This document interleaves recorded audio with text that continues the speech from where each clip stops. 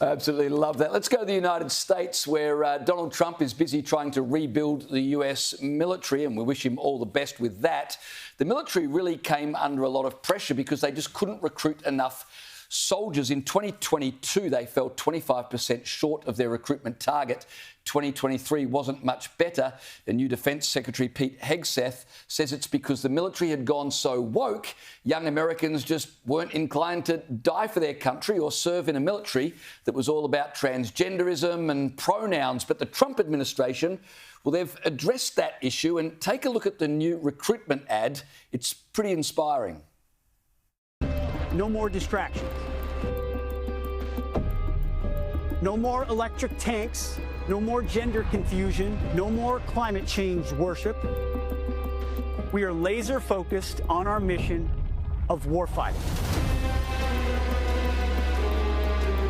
We will measure our success not only by the battles we win, but also by the wars we end, and perhaps most importantly, the wars we never get into. It's called peace through strength.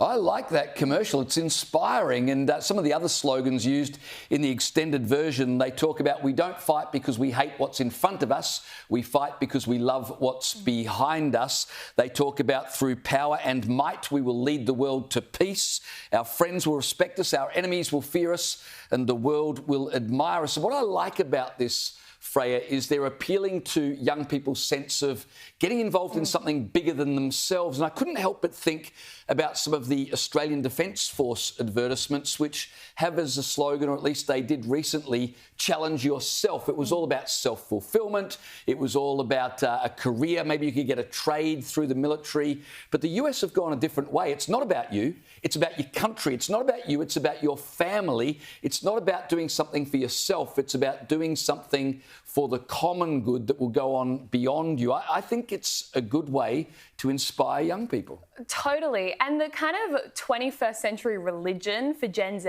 has been expressive individualism. Find your true self and live according to your authentic self and self-actualize, and then you'll be a fulfilled human being. But ultimately, that actually leaves us empty, as you can see by the incredibly devastating mental health statistics. So what the US has now said is, stuff that. It's clearly not working. This is the countercultural revolution of saying it's not about just focusing on yourself, focusing on who you are. It's about fighting for something greater than yourself. And that commercial was so inspiring. But let's compare that to a different ad that was released under the Biden presidency. This is the story of a soldier who operates your nation's Patriot missile defense systems.